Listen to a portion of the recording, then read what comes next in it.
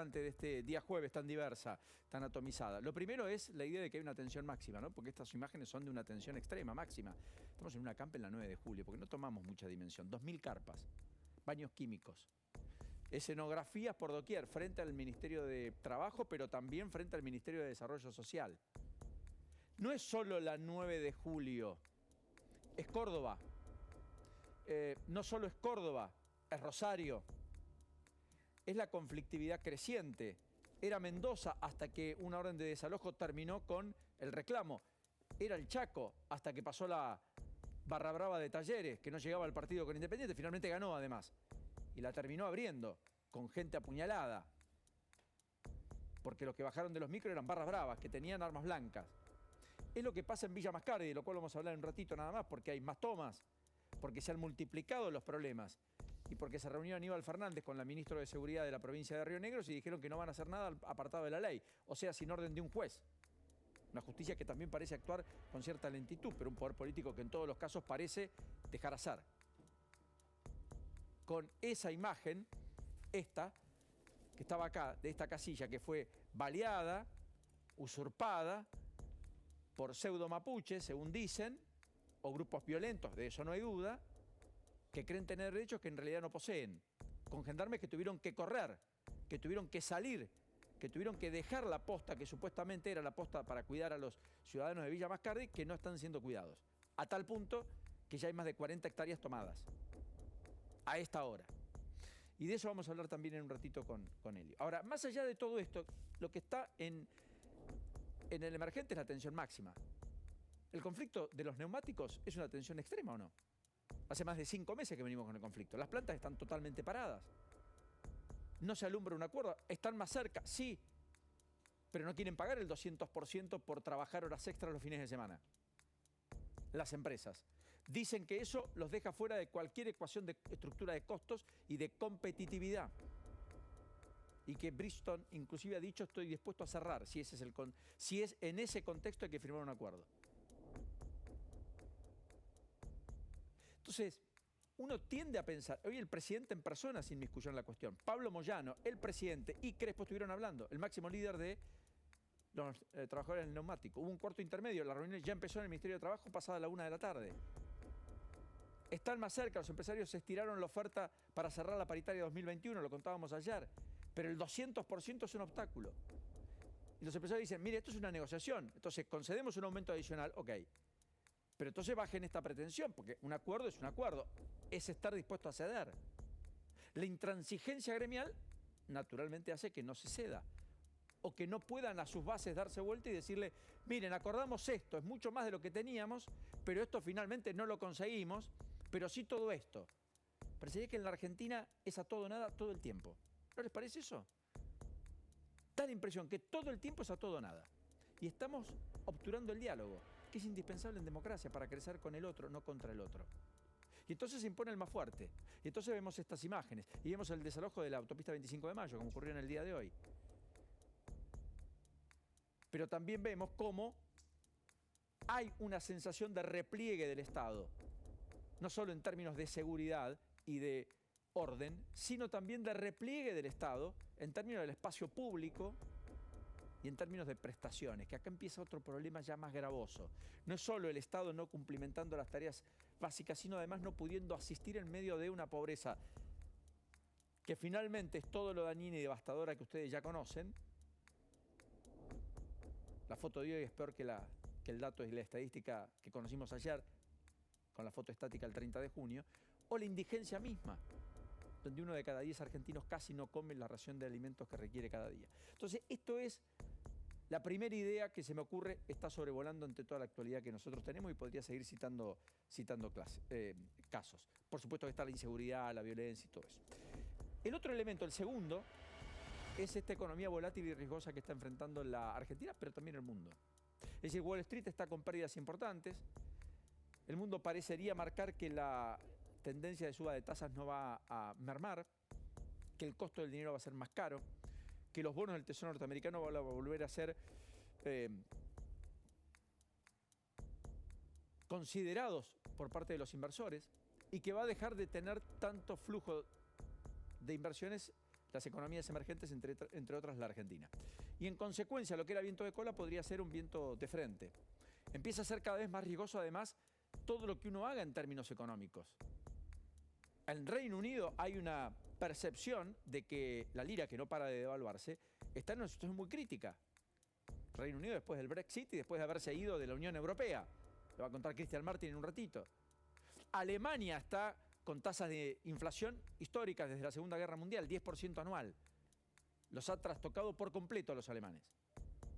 Que además no cuentan con el liderazgo de Merkel, que supo gobernar con puño férreo durante 16 años y supo ser una líder integral. Con una Olaf Scholz que ha confirmado que va hacia la heterodoxia, que abandona la ortodoxia, que va a poner precios máximos en energía, que va a liberar subsidios por más de 200.000 millones de euros, que eso va a tener que ser absorbido por la economía alemana en algún punto. Y después está la Argentina. La Argentina que ya se consumió la joya de la abuela en los 90, que ya se consumió el sistema jubilatorio con la estatización de las AFJP en 2009, que ya se consumió el crédito internacional y que ahora se consumió el crédito doméstico en pesos. Y que además no tiene moneda. Y que además es un defaulteador serial. Y que además no tiene reglas de juego. Y que además tiene un gobierno que está tratando de llegar, sin aspiracionalmente poder hacer ningún tipo de reforma estructural de las deseables necesarias.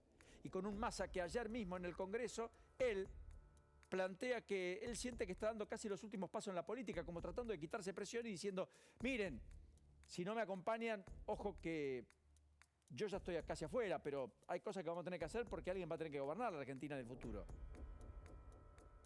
Los mismos que están viendo cómo el efecto Massa, que lo denominaron de ese modo hace 2 meses, se empezó a diluir a medida que el tiempo pasaba y las reformas no llegaban y los problemas empezaban a crecer incluso dentro de la coalición de gobierno. Y ayer tuvieron un máximo cuando Cristina le apunta al propio Massa que no hay que dejar de mirar los alimentos porque le está pegando mucho a los sectores más vulnerables. Voto kirchnerismo o kirchnerista por excelencia, entiende Cristina, no necesariamente ocurre esto, y que eso lo deja con menor competitividad electoral de cara al futuro, y que hay que ser más vehementes, más duros, a lo cual responde Rubinstein, diciendo lo que ya compartíamos hace un ratito nada más. Con un Rubinstein que dice algo que es clave. No sé si podemos ver el tuit de Rubinstein cuando dice tenemos que volver a lograr el equilibrio macroeconómico y fiscal 2003-2007. No dice 2007-2015. Dice la solidez económica de Néstor Kirchner, no de Cristina, la que tenía superávit comercial y superávit fiscal. Esta. Rubinstein termina diciendo lo antes que podamos deberíamos volver a la macro 2003-2005, inclusive. ¿Qué es la macro? La Baña. Acá en 2005 se fue la Baña. Superávit primario del 3% del PBI. Por ende, superávit externo, cuenta corriente del 2% del PBI. Dólar único, no había cepo. Inflación del 5 anual, sin controles de precios, acota. Tasa de LEVAC, LELIC, 6% anual. Hoy, arriba del 80. 40.000 millones de dólares de reservas. Hoy, netas, casi la misma cantidad, netas, 1.000, 2.000, 3.000 en el mejor de los casos, si es que hay. Por eso todas las preocupaciones. Todo esto fue la Baña, Néstor Kirchner, la Baña. O sea, le responde a Cristina hablando de Néstor. Rubinstein, el que pidió disculpas cuando asumió como ministro por las críticas infundadas que había hecho. Parece volver al Rubinstein original. Bueno, así que en ese contexto estamos con la volatilidad económica. Y el tercer eje y último tiene que ver con un tema menor y no tanto. Lo hemos marcado aquí hasta el hartazgo, las grúas. Las grúas porteñas. ¿Por qué digo todo mal?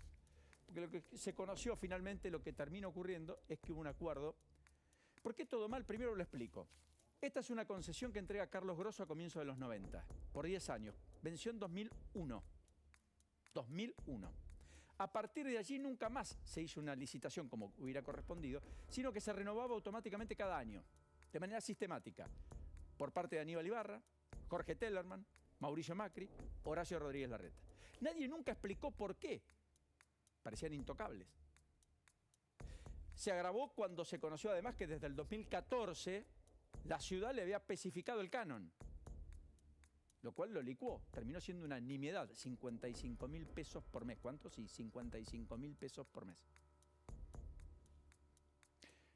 Con lo cual, concesión caduca, negocio irregular, prestación de servicio discutible, condiciones indefendibles.